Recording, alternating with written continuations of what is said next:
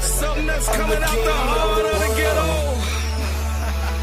Look at me now, mama. I'm doing this for you. Check me out, world. This is what we made to do. Be kings.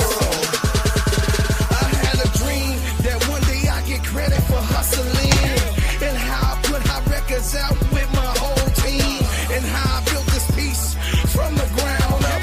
Shamed all the haters that tried to clown us. Can't nobody stop this truck. We rolling from Chicago Avenue down to New Orleans.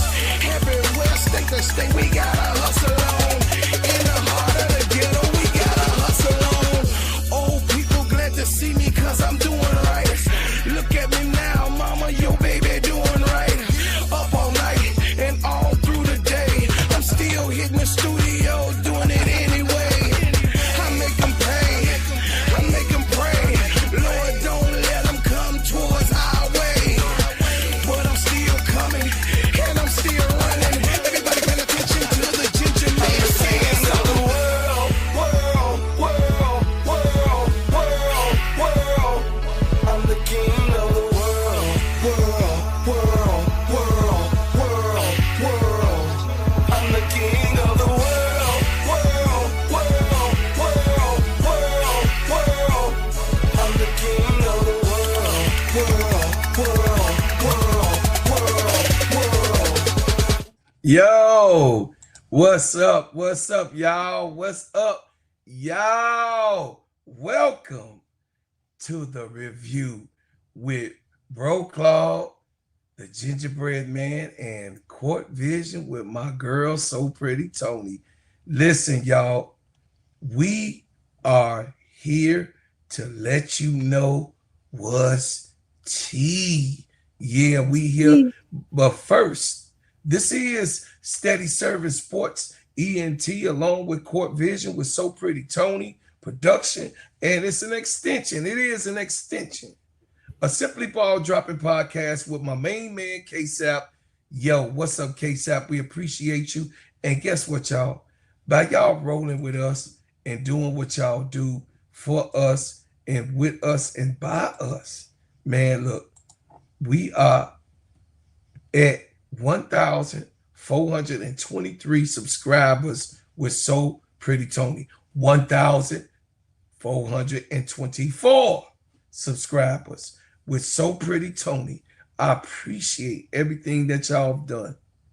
And I appreciate what you do when you help me get my sister on board. When she says she wanted to roll, we roll, and we roll out with Rush. Y'all know how I feel about that. And then, of course, on this channel, we almost at 3,000. We 150 away from the 3,000 mark. It's about to be a party, y'all. I thank y'all for what y'all have done. I thank you for what you do, and I thank you for what you will do. One thing I will say, that you guys stay engaged and always engage on this channel. I appreciate you so much for the ones who stood by me in them late nights and early mornings. And I thank you, and I'm so grateful for you guys to do the things that you've done. Please subscribe to the channels. Please like the channels, and please share the channels, and tell a friend about what's going on with our situation here in the Simply Ball Dropping Podcast Networks. We take it personal and take you guys, listen, we take you guys comments and we take you guys suggestions very personal. And I appreciate everything that you guys have done up to this point. And look, me and my partner, Pretty Tony, are here to give you what went on last week. Oh, yeah. My goodness. What a filler. What a filler. Hey, if we didn't have something to talk about, we sure got something to talk about today. So in that little soliloquy, we gonna talk about what's tea. What's tea? As my girl, you know what I'm saying, my baby girl say, You know what I'm saying? Angel Reese, she say, what's tea? We gonna give you what's tea. So check it out. Kathy Engelberg had an explosive week last week per Napheesa Collier. Napheesa Collier came on the podium in her exit interview, and she waited strategically and went to her exit interview with a laid out commentary about what she think can be done, what she thinks should be done, and what could get better in the WNBA, especially approaching the CBA. In Napheesa Collier, September the 30th, 2025, like my girl T. Camilla always say, she set it off and made history in the WNBA with a speech after the loss that they lost to the Mercury in the last game, with Napheesa Collier not being able to play, Cheryl Reeves not able to coach in that game, and ended up being eliminated from the semifinals. So when Napheesa Collier came with the bombshell, she said that Kathy Engelberg told her some things about what she thought of the WNBA's position and the players' position in total. She dropped a couple of names like Caitlin Clark, Angel Reese, and a few other players, and she said that they ought to be lucky of the, you know what I mean, grateful on their lucky stars. Let me quote it, that the WNBA gave them a platform to make the money that they're able to make, because without the WNBA, they would have not made nothing. I disagree, and I beg to differ, because they already, Caitlin Clark and Angel Reese came to the WNBA with an NIL deal, as we already know. But Queen Fee, as she is elegantly, and she elegantly expressed her emotions and what she felt about the impact of the referees and the due diligence of the WNBA's leadership and the program that they got set upon, is backdated back into the caveman stages. She wanted the game to evolve. She wanted the game to be less violent. She wanted the game to just be called the way it should be called. But Kathy Engelberg said, nah, that ain't go like it did about 2 days later, all the way up to maybe 3 days. On the third day, Jesus woke. But on the third day, she said that everything that Napheesa Collier said was taken out of text, and it really didn't go down like that. And basically, Napheesa Collier was a liar, Tony. So look, we're going to get into what Kathy Engelberg actually said, and you guys take a listen. Everywhere can feel it. This has the makings of a finals to remember. So congratulations to both teams. I want to take a moment to address some important conversations happening across the WNBA, including remarks made earlier this week by Napheesa Collier. First, let me repeat this. You saw it in my statement that I have the utmost respect for Napheesa and for every single player in our league. They are at the center of everything we do. I was disheartened to hear that some players feel the league and me personally do not care about them or listen to them. And if the players in the W don't feel appreciated and valued by the league, then we have to do better and I have to do better. We know how great these players are on and off the court, how much they mean to our league, our fans, and our communities. If they don't feel that, I will do everything I can to change that. No one should ever doubt how deeply I care about this league, this game, and every single player who makes the WNBA what it is. So we value feedback, we listen to criticism, we remain committed to engaging in the difficult but necessary conversations that ultimately make us all stronger and better. As it relates to officiating and gameplay on the court, we hear the concerns, we take them seriously. Our game is faster, featuring more talent, and the game is more competitive than ever before. And with that evolution, game rules, interpretation, and officiating has to keep pace. Every major sport goes through this. Rules evolve, officiating adapts, standards shift.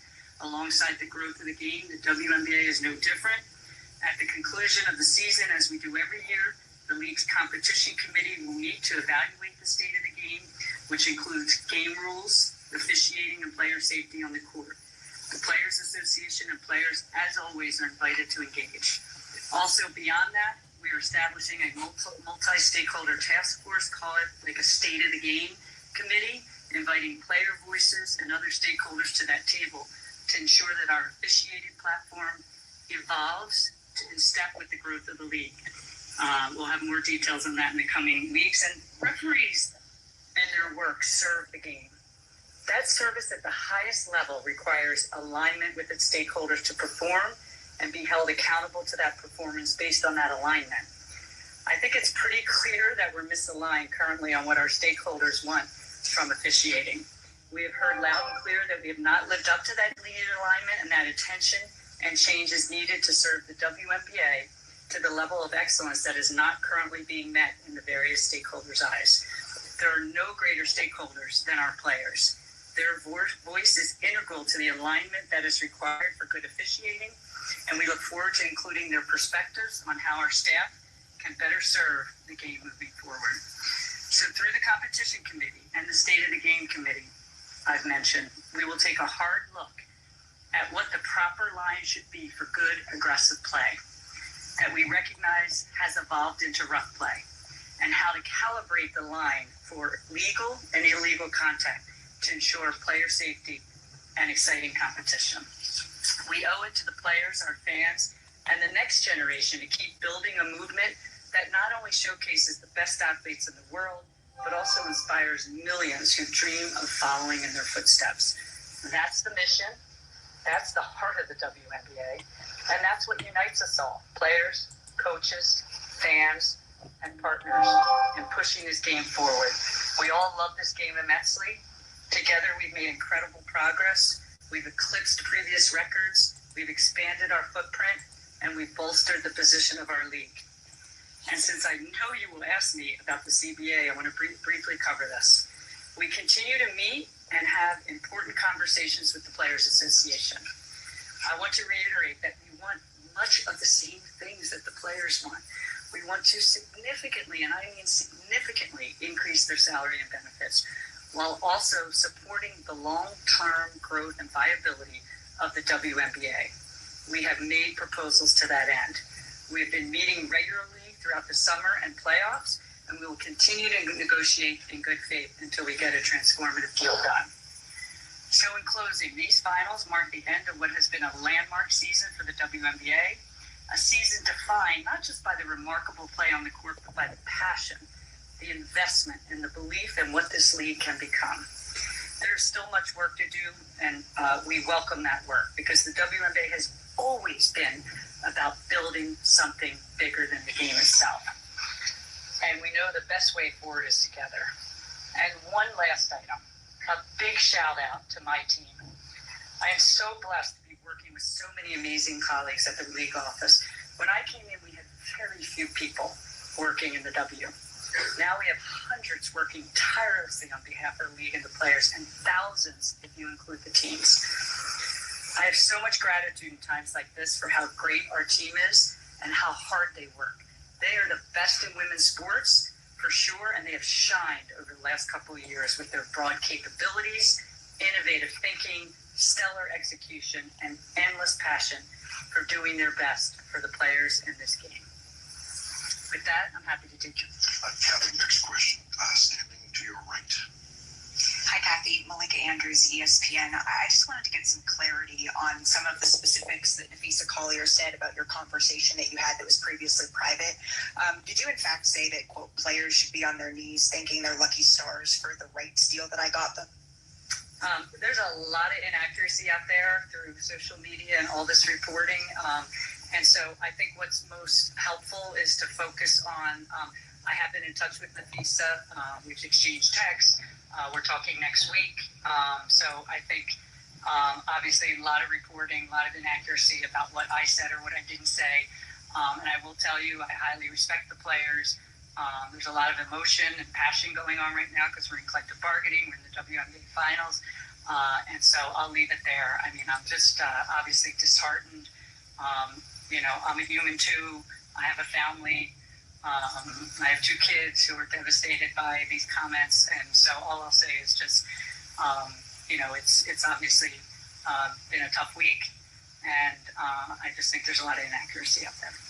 I absolutely respect that piece. But I did want to follow up, though, and ask, I think the growing sentiment around the league, right, is that players, they feel that the right leadership isn't in place right now in the league office. So do you feel that you're still the right voice and expect to continue to be commissioner beyond the CBA? Yeah, I certainly, that's another inaccurate statement out there that everybody reads and takes clickbait on. Obviously, I've never been a quitter. I'm entering my 40th year, actually, this month in business. Never been a quitter, never shied away from tough situations. I think leadership, the cream always rises to the top, and I've always been someone who believes in the fact that if there's things we need to fix, we're going to fix them. If there are things the players have a perspective on that they don't like that we're doing or I'm doing, we'll fix them, Malika. So I think there's a point in time when obviously there's a lot of, and I said emotion, passion, whatever you want to call it, about what's going on right now. The league has grown enormously over the last 5 years. It's incredible what these players have done day in and day out, and they deserve all the credit. But as I said, my staff and the staff of the teams and the owners in this league have made tons of investments to get to where we are today. And so I'm not going to shy away. I'm the commissioner of this league, the leader of this league. I think we've accomplished a lot, but we have a lot more hard work to do. There's so many more things we can do together, and I hope that the players see that. And I'm certainly, looking forward to meeting with them in the off season as we get to the next level, especially with so many great things that are going to happen in the off season into next season.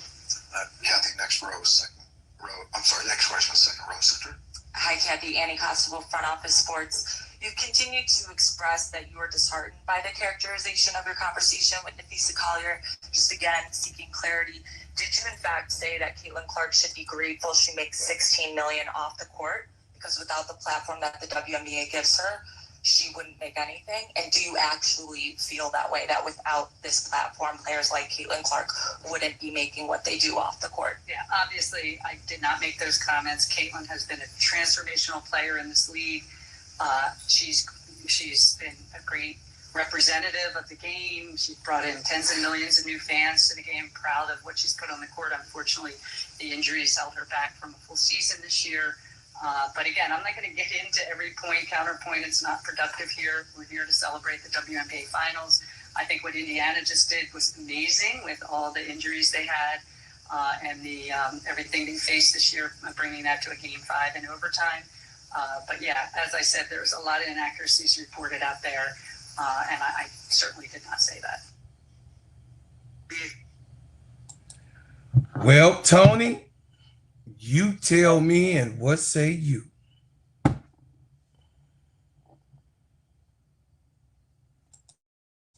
No, I can't hear you, Tony. Hold on. All right. I'm sorry. I had to get the other screen. Okay. So this is a plot to try to fix where she went wrong. Where she went wrong is she spoke out of turn.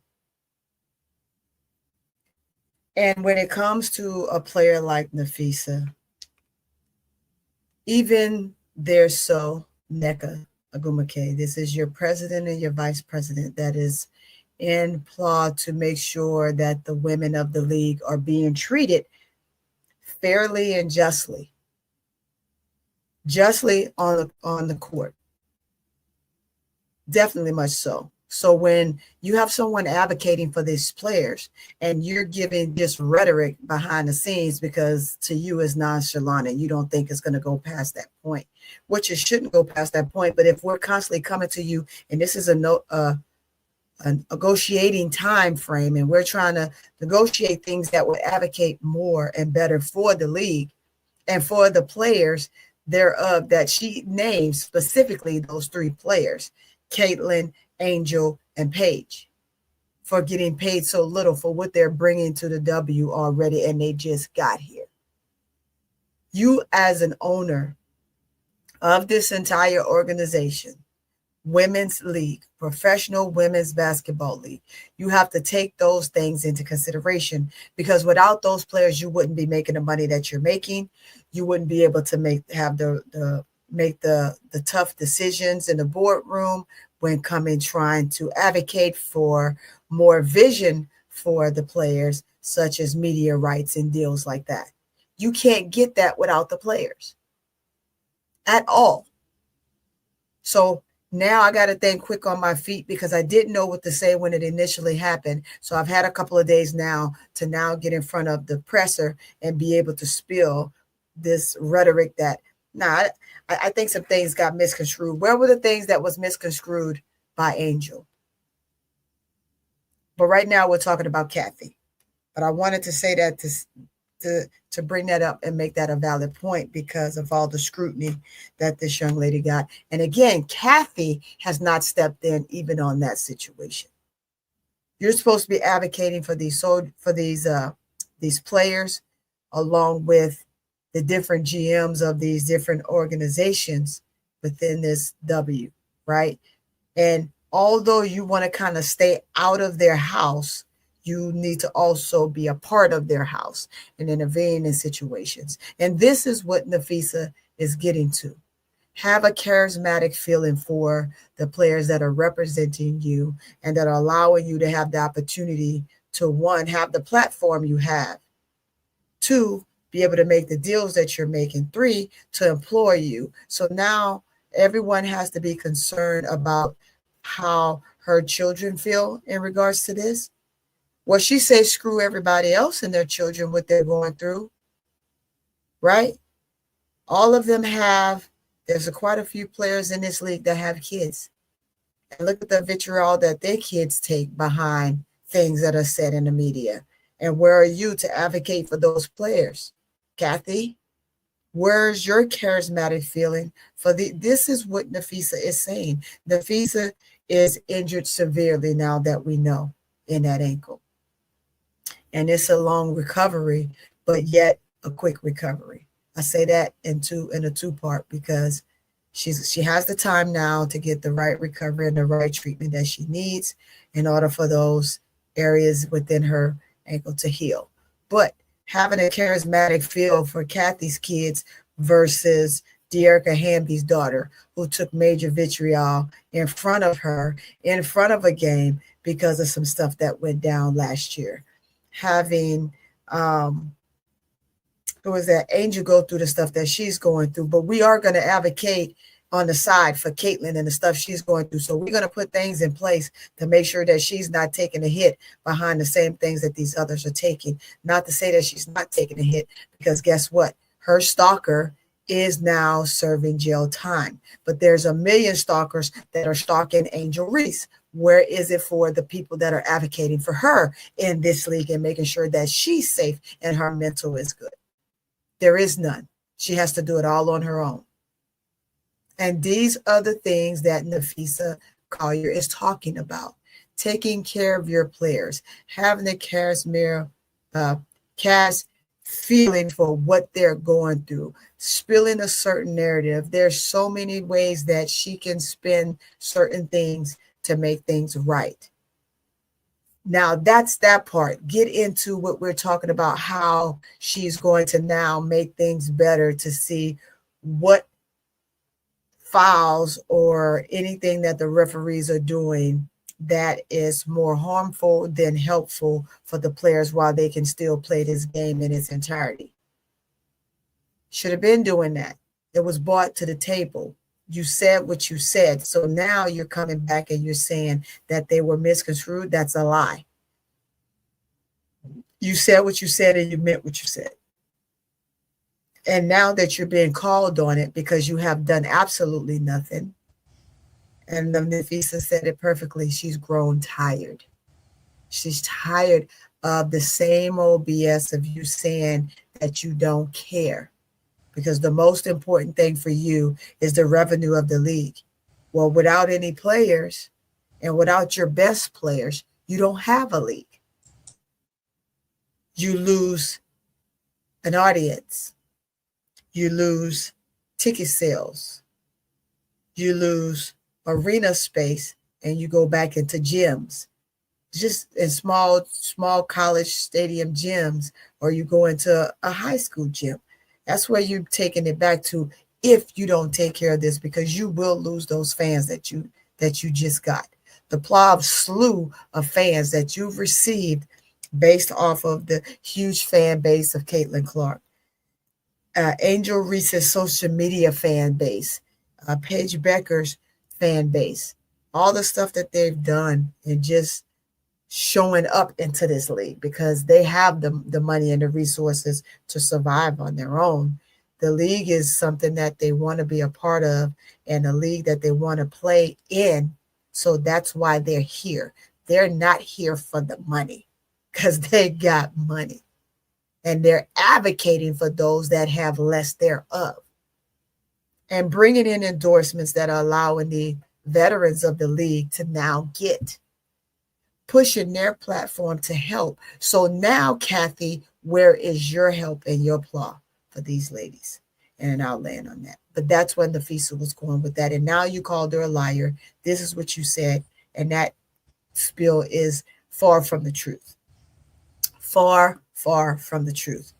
Now, with that being said, and I don't know if you're going to get into this, Bro Claude, but Napheesa has countered the comment that Kathy made that she's been in talks with her via text. Oh yeah, I'm definitely finna take off right there. So there you go. You heard everything that Tony said, and I amen that sentiment. But what you have here is a situation where someone is tone deaf. Someone is not hearing what bell is ringing, what whistle is blowing, what siren is giving the alarm that something is wrong here. That is called a disconnect. That is a misinformational platform that is receiving the wrong information. You only dispatch what you bring in, right? So what you bring in, you cannot dispatch anything different. So therefore, Kathy Engelberg, for one, Kathy, I don't believe that you didn't say what you said. Kathy, there was no reason for Napheesa Collier to say what she said. Yes.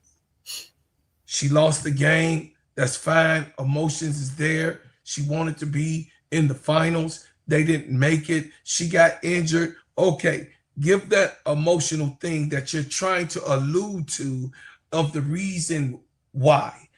You can't give Napheesa Collier her reason why. Napheesa Collier made sure in her statement the reason why.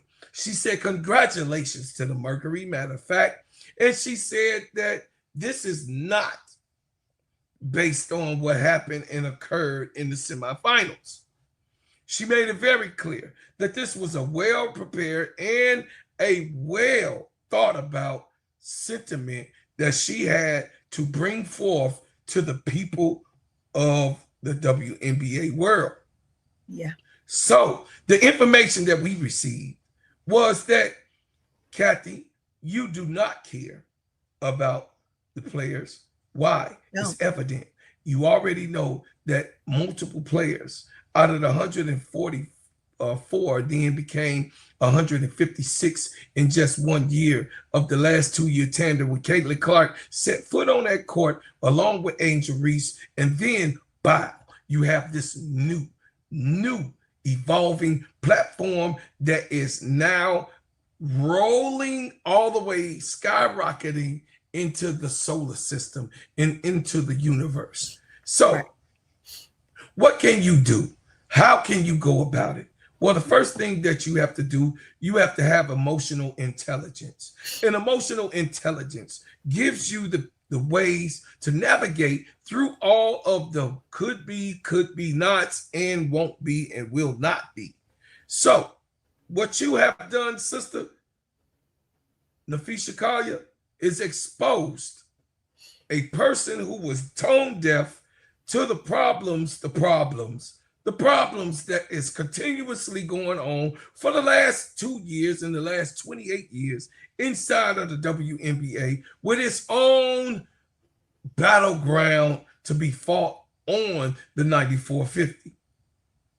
This is an exposing point and a pivotal point for the WNBA to turn into the future. This is a pivotal point for the WNBA players to turn into the future of the CBA. This is a pivotal point for the owners to make more money than they've ever phantom of.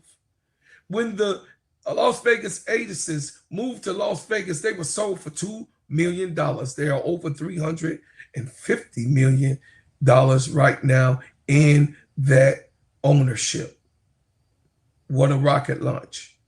What an evolution that you had in the prior period of 2 years since you then bought the team 5 years ago or 4 years ago. So the thing is this is what we're going to do. We're going to lay it on the ground and say, okay, Kathy, Napheesa said what she said, that you said what you said.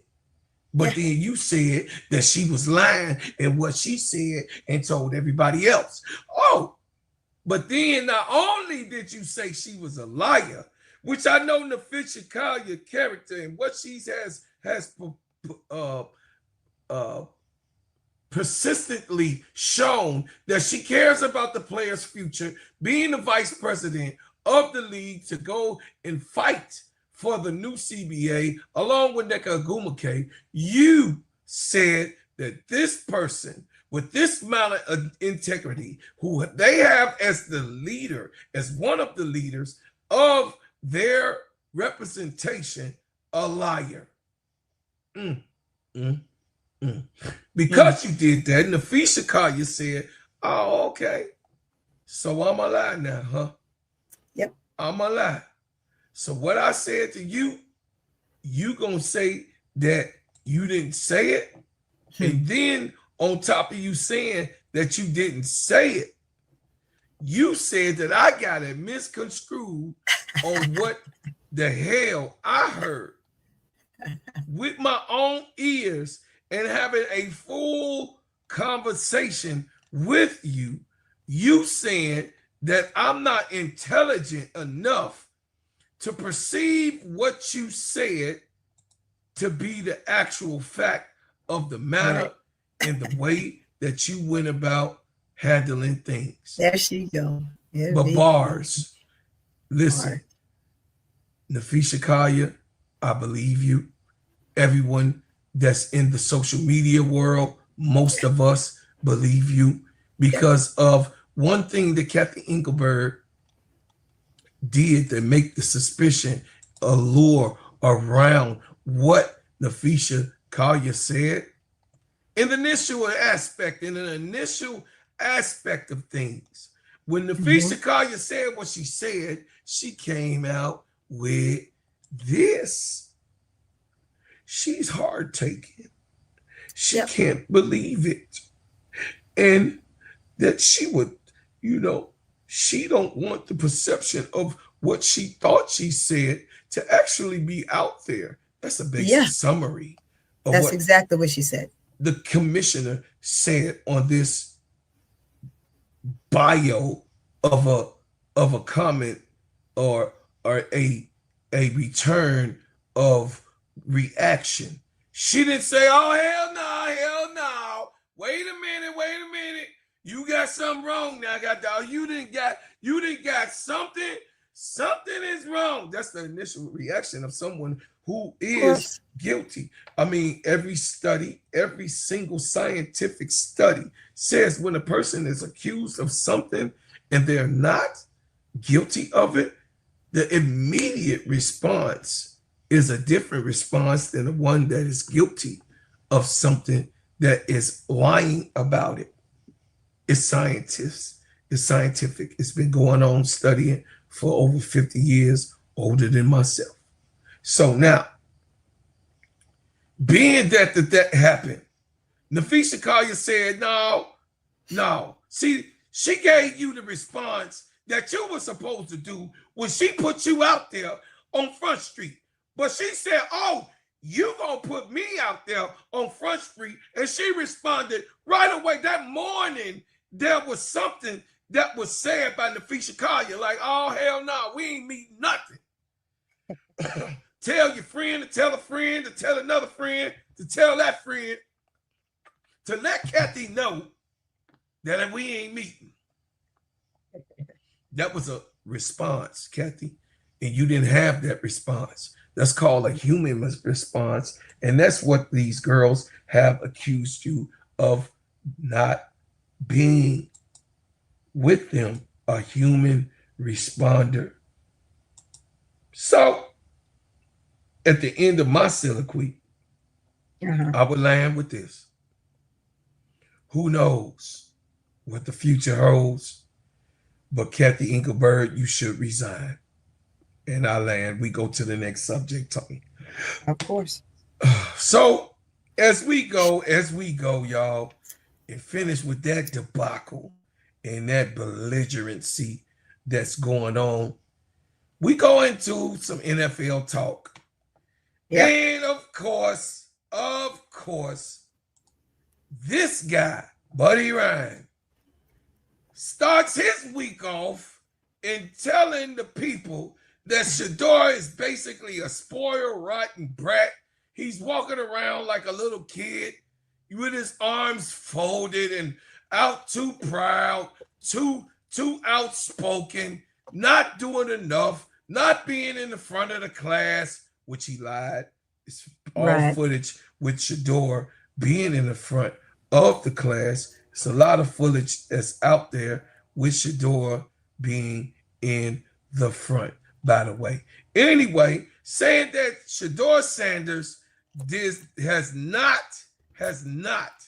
been an adequate football savant of taking in information, learning about information, delivering what it should be, the way that it should be delivered. And he actually said that Shedeur should be embarrassed that he's not, as if he had a choice, but should be embarrassed that he is not the starting quarterback for the Cleveland Browns, as if this man didn't have anything to do with who starts on his team, Dave Spassky, as if the coach does not decide what player is ready and what player is not ready in his own terminology. So, being that Buddy Ryan with his non-championship winning self, your daddy won the championship, not you. Buddy Ryan was awesome, and he really was a people person, and he didn't get into debatable things like you choose to get into as in your older age. But I know you need that platform so you can get clicks and you can get known for the man who's going to take down Shedeur Sanders. Yeah, well, guess what? That guy decides if Dylan Gabriel starts or Shedeur Sanders ever plays a football game on his Browns team on his coaching tenure. Now, what I will say, Tony, then I'll let you shoot. Shedeur Sanders ended up doing a mime when they was asking him questions, being a third string quarterback, the one that actually handles the clipboard, have the microphone or headset on, watch videos, and basically drink a lot of Gatorade on the side or water, what have you, because he's just trying to keep himself entertained and in tune to what's going on. Shedeur Sanders has ultimately pissed off the media once again. So now we have a quarterback with the potential that Shedeur Sanders has, with all of the viewership, 2.2 million viewers on his own, the media intentionally goes to attack Shedeur Sanders for him doing the mime and responding to Rex Ryan's soliloquy of what he said that he should say. You know what I mean? He shouldn't do this, he shouldn't do that. And Rex Ryan made it clear, made it real clear that he didn't want to hear nothing from Shedeur Sanders. Rex Ryan had this to say real quickly in what he said. Hold on a second. Here, I'm going to bring it up for you guys on what Rex Ryan said. And he was pissed off like this kid had personally did something to him. And we all are trying to understand what Rex Ryan was talking about. We were trying to understand why Rex Ryan was so pissed off at this young boy. And in defense of Rex Ryan, he is an old school coach. His daddy won many years ago, way back. He saw different ways of how to win, but he wasn't able to put that together for himself. So Rex Ryan basically went in on Shedeur Sanders in the big way. Like Rex Ryan, with no bars held, he went into what he wanted to say. But I'm going to show you a little something of what the regular reporter, after I play the regular reporter, I'm going to go into what Rex Ryan said. But this is the regular YouTube coverage that they have on a podcast. And this is what this guy had to say about Shedeur. He's just a regular broadcaster on a panel of Charles Robinson. In a number 2 role, other than more garbage from the Shedeur, what can Shedeur really offer in a number 2 role, other than more garbage from the Shedeur fanatics out there, which honestly, it's sports' answer to a political cult at this point. If you put Shedeur Sanders at number 2 behind Dillon Gabriel, what are you fostering? You're fostering an environment where these sicko fans who just can't get over the fact Shedeur is not being elevated fast enough, and the world's against Shedeur, and that it's all about politics, and it's all about all this other. They're just going to sit there and go, Dillon Gabriel struggled for a series. Let's get Shedeur in. I hope Dillon Gabriel plays really well, and I hope the Browns cut Shedeur Sanders and go wherever you want. You figure it out. You go find some other place where you think you can. You already said you think you can do better than what's being put out there in the NFL quarterback position. Great. Have at it. Go ahead. Shove off. Go somewhere in the NFL and you figure it out there. And you take the ESPN echo chamber where the morning hosts say this, and then the Sunday morning hosts say this, and then the reporters come in to explain why she was pantomiming, and then this happens, and then that happens. And go ahead and take the entire ESPN machine, and we've been part of it on the media side of the fence too, but nobody has driven this more than ESPN. Go ahead and take that with you to whatever city you're going to next. It's just the same crap we've been dealing with forever. So that's an average show that these let me be real careful that these people, this is just an average Joe, that these people have so much hate for Shedeur, and all Shedeur, Sister Tony, wants to do is to play football. And Rex Ryan, with what he ranted, insult to injury, and set these Caucasian, set the Caucasian line up who has problems with Neon Deion Sanders already, because Neon Deion don't give them access. And then now they takes it out on his son. So here's Rex real quick, you guys.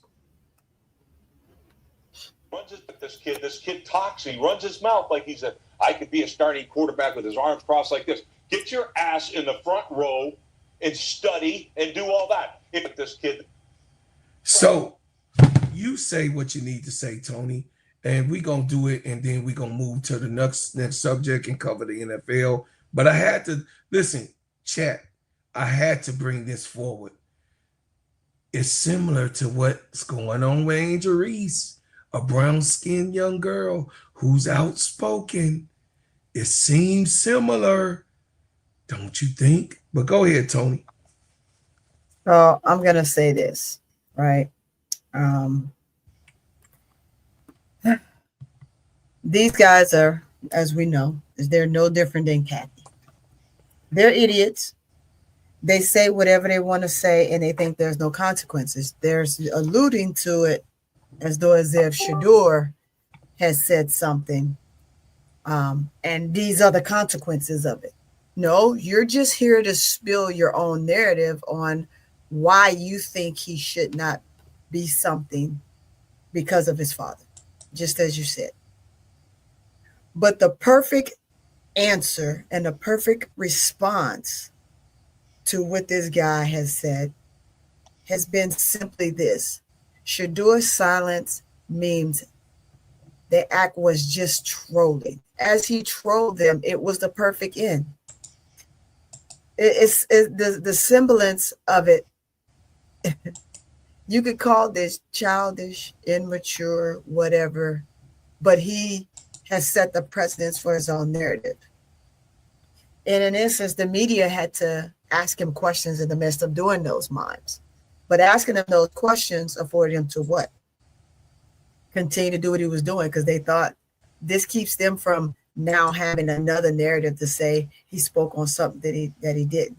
But not speaking should do and flip the dynamics of it, which is great. The media can't control his message, and is not forced to be able to have a vitriol question asked of him, because even though that they asked if they wanted to, now they don't have a full response from him. So that's why it's the perfect ending to what this guy said. And he trolled the hell out of him, as he should. To interrupt his silence is beyond me, but his silence is power. And right now, and it's sad to always take it back to Angel, right? But Angel's silence from that exit interview was power. You control your own narrative at this point. Now it's about your give and take, and you'll only speak when truly asked to be spoken to. You know, it's like you speak when I speak, or you say what I want you to say when I want you to say it. Mm-hmm. But the trolling piece was absolutely great. Not saying anything and staying silent is absolutely what you should do. Now, some people don't agree with that. However, I totally do. I agree with it because it gives Shador his own narrative now at this point. It takes away these guys' power to do whatever they want to do and say whatever they want to say. So I wanted to say that on that, but just I'm in awe of that right now, right? In a good way, not a bad way. Right. That is something that he should do, and controlling his own area with the media. You can't allow the media to continue to say that you're flashy, you're cocky, you're overhyped, you're, different compensations of what they want to say he is. He's a spoiled brat, the numerous things that they said. But you take that out of their tone when you're silent, right? He could have just stood there and not answered at all and didn't even mean or do the mime. But regardless to whether he did the meme or he didn't, silence was definitely the key. So what he did to their narrative was this, chat.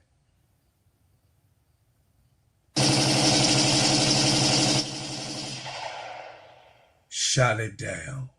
Yeah, he denied fresh reports. Fresh bites, fresh sound bites. Yes. Get out of my face. Sound bites and tweets. You take that out of there. Absolutely. So we're in week 5 of the NFL. Yes. And as we quickly get into week 5, we had some wins, big wins, and big losses.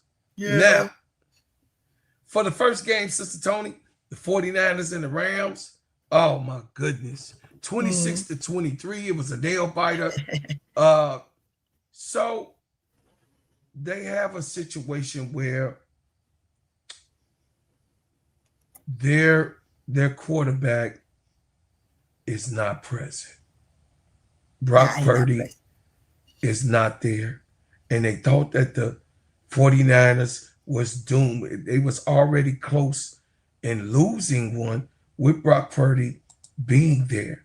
But what happened was Jones came in and he delivered, and he played a full game, Tony, with stride against, of course, a Rams surging team. The Rams did not go down.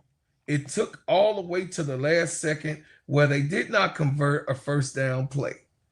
That was the deciding overtime play.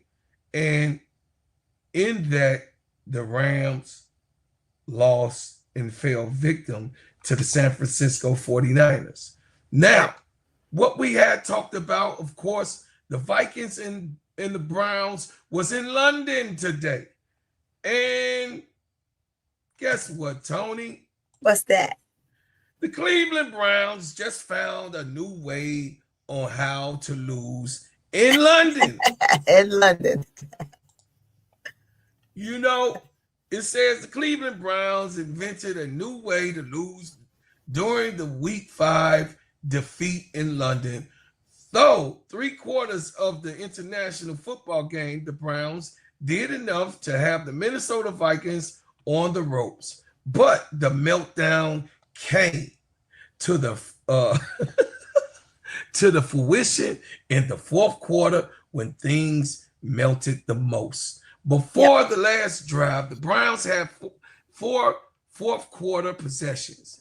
They only had 1 first down. Head coach, they only had 1 first down in the fourth quarter. They only had 1 first down in the fourth quarter. You know why? Because they was hiding Dylan Gabriel. They was hiding him, having them throw short passes, not really too many long passes. He did get a long pass in, but most of it was a running game. They had only 1 first down. The head coach, Kevin Stefanski, was way too conservative, and the team moved away from running the ball.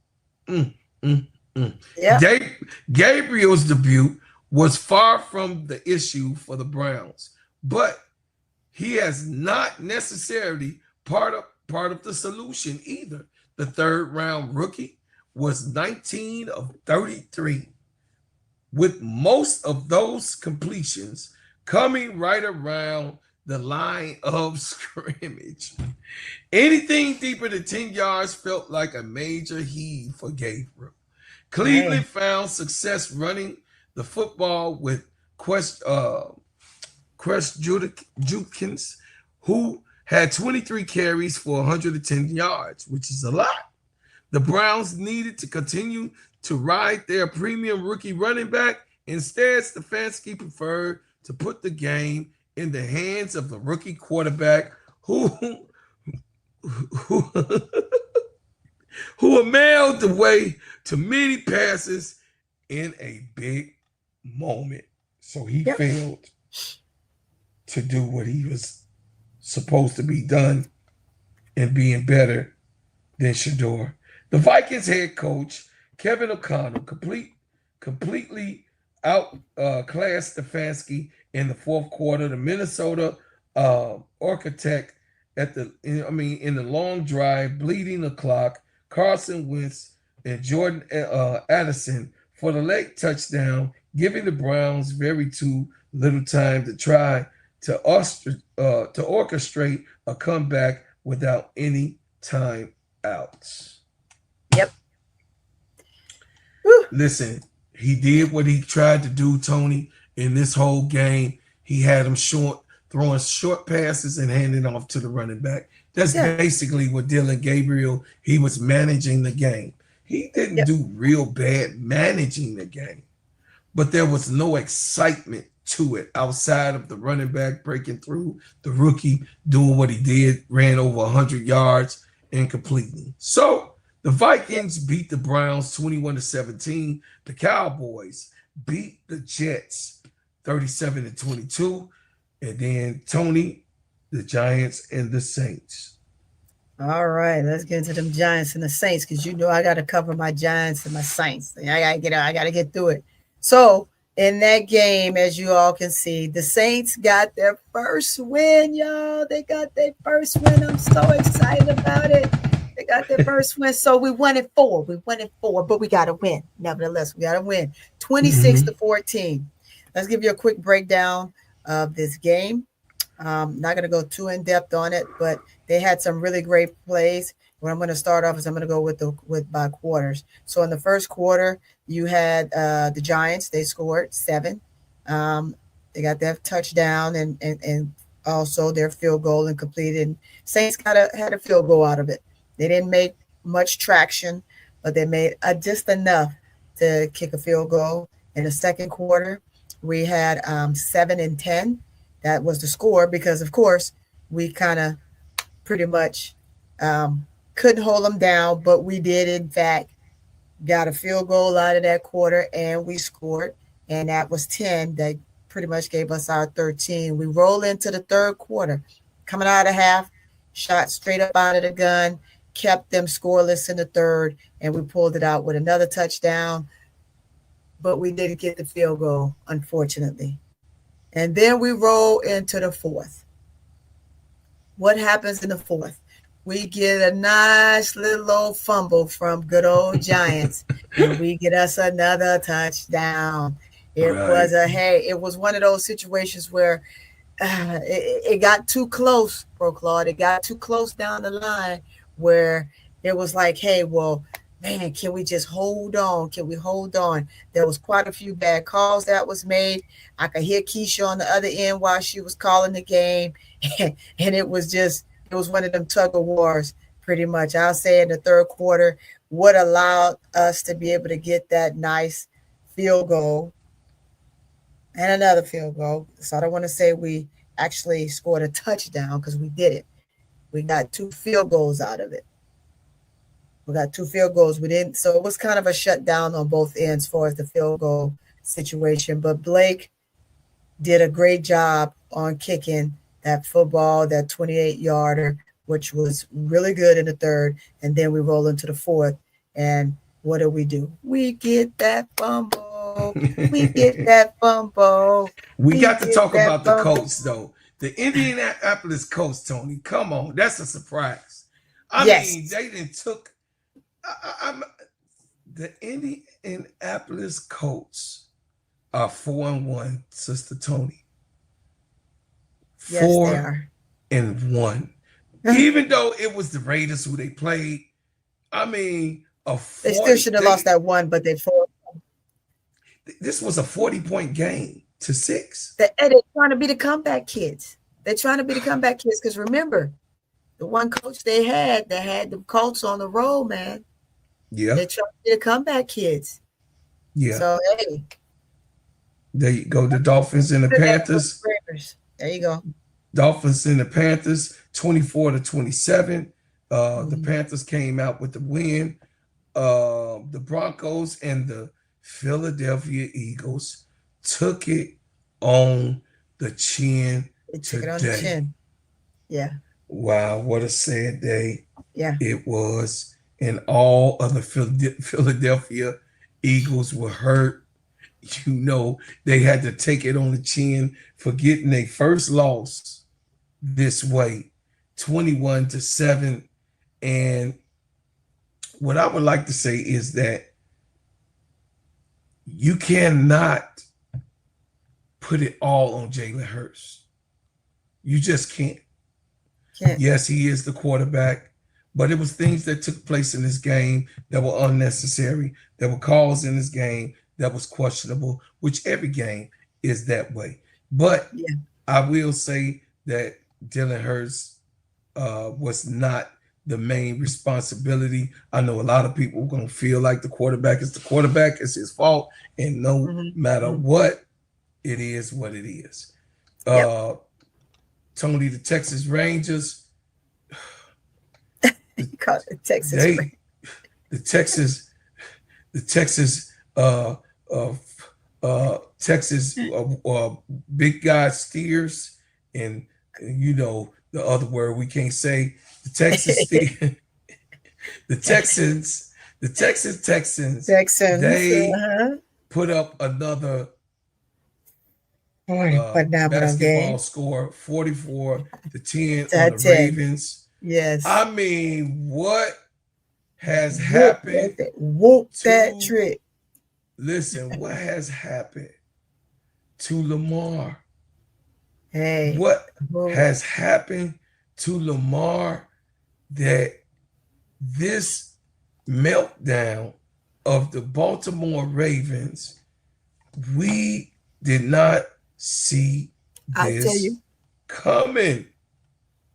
Oh, you see it coming? When you got 7-3 in the first, you got 7-3 in the first, 17-0 in the third, 10-7 in the second. You got 10-7 in the third and 10-0 in the fourth. That's exactly what happened. That's how that looks. To me, that means where the hell was the defensive line for the Baltimore Ravens? That's what I'm saying. Where were they? Did they do a disappearing act? Because when you're looking at it by the breakdown per quarter, it's going to show you, was there really a football game? Or did they just kind of scrimmage against each other, the A team versus the B team, or the red shirt versus the white shirt? Or what did we do out there? Because Ravens just didn't show up. They just didn't show up. Defensively, period. Well, I know it was the defense, but it didn't look like it was a lot of offense. Offense couldn't do their job because they could not get nothing done either. It's like execution. Don't expect my defense to do something when y'all offense ain't doing nothing. Now you got to fight between the offense and defensive coaches. I'm just saying. Hey, you do your part, I do mine. Lamar, listen. Lamar has to do better. I'm just saying, you know, when I looked at this game, I just looked at the highlights because that's what I saw. I'm not seeing a lot of my MVP throwing capabilities. I'm not seeing it. No, and we keeping it a buck around here. I don't know what Lamar has to do, or has he lost the offensive line? Has he lost the players in total because the team runs off the running back? I don't know what happened with that. But the Titans and the Cardinals had a close game. The Titans pulled it out with the point. The Titans is 1-4. The Tennessee Titans got their first win. And of course, the Arizona Cardinals are 2-3. So I never liked the Cardinals anyway, even though I might be moving to Arizona. I'm just saying I don't want none of the zoners to think that I'm gonna be putting on the Arizona Cardinal hat no time soon, because I'm a Bears man, bear down forever. Anyway, this was a bye week for the Chicago Bears, and we will be seeing the Chicago Bears coming up real soon. The Buccaneers and the Seattle Seahawks. Buccaneers won by 3 points, 38-35. And then, of course, Miss D's Lions.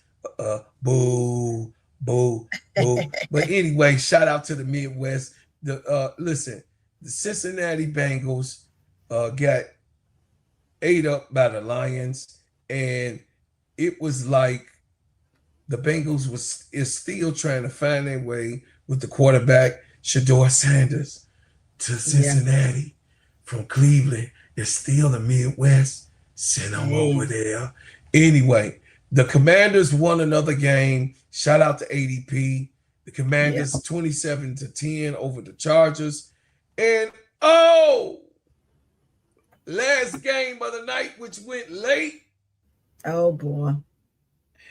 Hey, cuz. This is to my cousin Timothy Smiley. Y'all know Timothy Smiley. Old veteran from the Buffalo Bills, professional football player, who happens to be my first cousin. I said it on my podcast, Tim. Y'all, the Bills got 8 by the Patriots. They pulled the sword out. They cut the head off the buffalo. Cut it off. And they ate the carcass. Mm-hmm. At the end of the day, the day had to end. And the Buffalo Bills in the fourth quarter did not get off over the hump. And Josh Allen did his best. He was 22 for 37. What an excellent 22 for 31. I'm sorry. What an excellent throw. He had 2 TDs and 1 interception. And that's what made the game turn around. Drake Mayer, came out with the win and throwing 22 for 30 for 273 yards. He had a total of 20 yards plus more than Josh Allen in this game. So that's the NFL. We covered that for you guys. And now, last but not least, the WNBA had their finals game 2 with the Aces and the Mercury. Listen, y'all, I'm going to just tell y'all that I was so excited for this season to come along after a hard and long season with the Chicago Sky. But I got to see good basketball be played throughout this year. And Sister Tony, you could take it from here. So you know what it is. Hey, when we get into this game right here, this game right here, we get into this game right here. We talking hot fire and fish grease right here. It was Cook session for Jackie Young. It was Cook session for Jackie Young. Can't take nothing away from that baby right there. Jackie Young did her thing in 1 quarter. We're not even talking about the other quarters. We're just talking about what she did in 1. Damn. Just 1. Jackie was so phenomenal. Jackie had 32 points. 32 points. 32 points. Yo, 32 points. This girl gets better and better and better. Every time you turn around, she was 32 for 8 rebounds, 2 assists with a plus 10. Can't beat that. Can't shake that. Can't take that. You saw that third quarter she had. She did beyond belt to ass in that quarter. She tore the little rookie up. But not only her, she was tearing everybody up. But that's the way Jackie plays. I love the way that Jackie handles the ball. When the ball is in her hand, she's such a great creator. And it's hard to defend her in a way to stop her. You can slow her down. The same such as a Asia Wilson. You can find ways to slow them down, but you're not going to be able to stop their production and stop what they do. That's just it. That's bottom line. The rest of the team, we'll get into what the rest of the team did. I would love to see the entire lineup in double figures for Vegas, but sometimes it's any given night. It could be anybody's turn. Game 1, it was your favorite person's opportunity, Dana Evans. Dana Evans tied for most points scored in the playoff season, 21, along with Asia in game 1. But here we are, game 2, and it was like, where's Dana Evans? Yes. So you can't have the back and forth. This is the championship run. It's the best of 7. So right now, what I love that Aces are doing is if a player is having an off night, another one steps up. And I like seeing that. Jewel Lloyd did a great job. It was look for me in the first series and in the second series, but here we are. She's capitalizing on the series that's most important, which is the championship series. Now she has to do championship things, and here we are. She's still being productive for her team. She has 7 rebounds along with 3 steals, 2 blocks, and 9 points.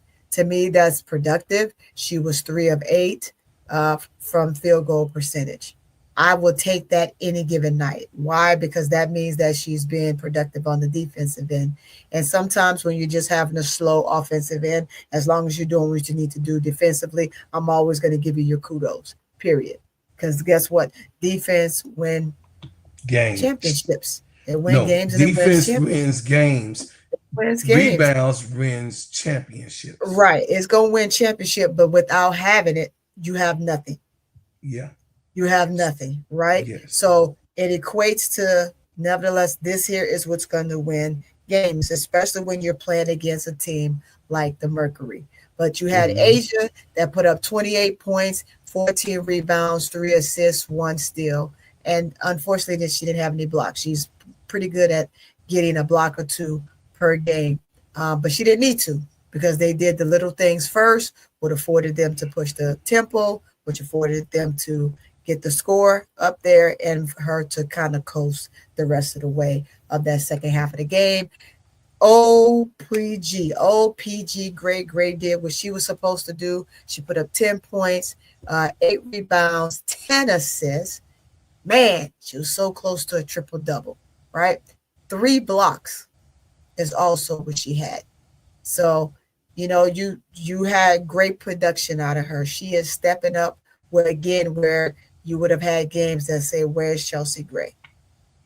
But she stepped up in a big way. That was good on her. You had Kirsten Bell with 2 points. She played only 7 minutes in this game. Nalissa Smith, she played 21 minutes, 3 points, 5 rebounds, 1 assist, 1 steal, 1 block. We still need production from her.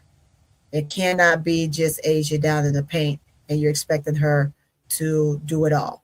Of course, that's what she does. She does the best she can for a team. But how about giving her some relief down there, Anissa? Not to say Anissa coming to the Aces has been a game changer for the Aces. It's been a game changer for her as a player as well. So I do want to give her kudos on that. We also, I think I did tell you, Dana had 5 points. Dana had 5 assists as well. And then you had Megan. Megan had 2 points. Didn't get any production out of the 13 minutes she had. Wish you could have got more production out of her, but didn't need it because you had the likes of Jackie Young doing Jackie Young things, which was phenomenal. We'll get off into Mercury. I'll do the Phoenix Mercury. Okay, go ahead. You do the Phoenix Mercury. Break it up. Check it out. Get it in. So she did the Aces. The GOAT was the GOAT. I seen that. You know what I'm saying? Yeah. But I got to go over here to go ahead. Give the Mercury because y'all know that I love Alyssa Thomas. Yes, I love her in everything that she does. Yes. But she had a contained game, but still made progress. She had 10 points. She had 3 turnovers. You know what I mean? That was uncandid because they were clogging her up in the hole. She couldn't do that spin move. They would double and triple team her sometimes and knock that ball away. Jewel Lloyd got a couple of times, and then also Jackie the Gun Young. But she had 3 steals on her own, 5 assists, and 6 rebounds. That shows that they were double teaming her. They put the pressure on Alyssa Thomas for the others to figure it out. And Satou Sabally, even though it was a silent 22 points, she did have 22 points and 9 rebounds, but it was a silent 22 points. That's when production and progress comes in. Yes. And I think Satou Sabally looks uncandid when Alyssa Thomas is not being her and facilitating and throwing her that ball. It kind of like was looking real offset, and that she had to, because she can make her own shot. She can make her own plays. but she has depended on Alyssa Thomas to funnel her that ball. It was just like, you know, kind of like she was looking a little awkward today. But nevertheless, she had the 22 points and the 2 assists and 9 rebounds with 2 turnovers. So that's 5 turnovers just with your main 2 people. Now, we gonna go to KFC while she be cooking. KFC, the whole game cooked until the final minutes of the 4th quarter. She ran out of gas. She could have had a 30-point game. Nate Tibbetts has to know that he got out-coached by Becky Hammond. This is the difference between the Hall of Famer and one who just comes into the league as a good performance coach.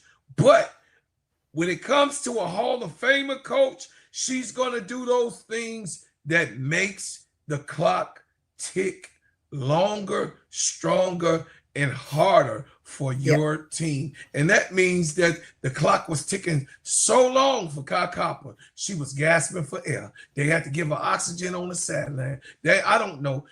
Nate Tibbetts did ask her did she want to be relieved? She said no.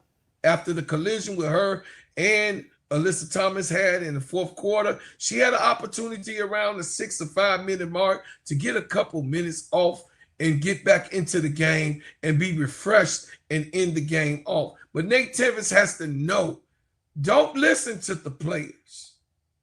Listen to your brain. Listen to your brain. You are the coach. That's why you got the job. You are the coach. Tasha Mack had 6 points, Sister Tony, which was not enough. And Devwana Bonner. No gas in the tank. The first game was so much for I respect the veterans. Don't get it twisted. I'm a veteran myself. I respect the vets. The vets are the vets, and she just didn't have it. Her and Kalia Copper had no push in the 4th quarter at all. Matter of fact, it was time for the GOAT to get out the game because she took Devwana Bonner coast to coast on a dribble herself and scored a layup and laughed. That's when you know you got too old. Hey, you didn't get the bombs warmed up from before. Hey, so you know, Kalani had came into the game. She had 2 points. Williams had 2 points. But the rookie, she did the best that she could. You know, Monique is Monique. She had 9 points, 1 turnover, 1 steal, and 7 assists and 1 rebound. She was thrown into a slot. Y'all got to understand, chat. She was thrown into a slot in the position that she's a rookie in the finals. And they got that much confidence because she has that much self-esteem and self-pride not to be ran over. She did. Hey, shout out to Monique as her first finals, her first year in the W, and she's doing a hell of a job playing around these veterans like she is. Now, Catherine Westbelt, you can never do what you did with 16 minutes and 50 seconds on the floor. Westbelt had 3 rebounds and 1 steal and 1 turnover. No points. She can never do that again. Never. If they are to do what they need to do in the next, they miss Lexi Hill. They really do. Yeah. But she can't do this going into the game 3. And the Mercury has to get big. So whatever he thought about Kalani Brown, because she's taking a lot of, pictures and sending them to me, you know what I'm saying? Thank you, Kalani, for posting it. But that's why Kalani can't stay focused, because she's too busy taking pictures for you. She gotta let them pictures go. Because she don't know what she on the pitch. is just sitting there. He ain't So decided you to just play saying the she game. don't know what she wants is what you saying. Anyway, I ain't finna go with the shenanigans that Sister Tony is putting the narratives out here on Baby Boo Kalani, you know. But anyway, man, seriously, Sister Tony, they're going into this game, game 3. They have to turn things around, and they have to be wiser than what they have been doing thus far. Because if they lose game 3, it's a potential sweep. Now, I did not predict them to get swept, but if they lose game 3, you got a potential sweep. Yep. And if they lose game 3, statistics, the analytics say you lose 3 games in a row, you not coming back from that. They're not. 99.9% of the time, you ain't gonna return from that. Maybe 97% or something like that. Yeah, So it's tough. I mean, it's doable, but it's a long fought, long battle, and your body gets extremely tired. So if they tired now, just think where the next 5 games. 5 games is going to take them. Well, if they can make it 5, rolling into 6. Well, guys, what we wanted to do was bring you good information about what's going on and what's been happening throughout the highways and byways of the WNBA and the National Football League. What we will say is that at the end of the day, we know, the day got to end. You know, that's my favorite. But we know that this is a championship that the GOAT deserves. This seals her legacy. This seals who she is. This seals everything that she's been working for. This seals my baby mama and her coaching and doing what she got to do. Shout out to Don Staley. You got one of one that came from your reigns as a Gamecock, and she is the greatest player of all time. So, Tony. Yep. We hate to do it, but we gonna play. You know what I'm saying? You know what I mean? We gonna give our sponsors a little bit of love. Shout out to Underdog Fantasy, which is our partner, and we're gonna take it from there. Let me tell you about the simplest way to get you in some WNBA and NBA action. Find your player, pick higher or lower, and win some extra cash. Pick between 2 to 5 players to fill out your pick'em entry. Get every pick right and win some much needed cash. Use promo code SteadyServe and receive $1,000 bonus in cash. Now that it's football season, follow Steady Serv'n ENT as I share my picks. Pick players, choose the amount, win money, make picks, win cash. Thanks, Underdog Fantasy, for your partnership with us, and thank you for using the promo code Steady Serv'n on Underdog Fantasy. So, Sister Tony, what we got? We are at the end of the show. We want to give love and thanks to every single person. And please look forward to the new show that's going to be, produced, executively produced by Tony. And she's going to have Sister ADP being her co-star on her shows that she is going to be launching on her channel as you guys watch the Simply Ball Dropping Podcast Network's takeoff, baby. Yes. And like I said, go over there to the Players Club with me and KEYSHA. We cut that ish. That's right. Real Talk Sports. Go over there and subscribe to the Players Club and also to my Playerette. Go to her channel, subscribe and like and share. Also, the Full Court Trio with me, KEYSHA, and Sister KEYSHA. We cut that ish. You know what I mean? Real Talk Sports. With our special guests on both of those channels of So Pretty Tony and our main man, Duval. giving our takes. Listen, giving them jokes, because me and Duvall, we got them jokes. We got to get in them jokes. You know, KEYSHA be all, you know. But anyway, you know, the boss got to be the boss, and that's what it is. But, you know, it ain't no fun till your cats have some.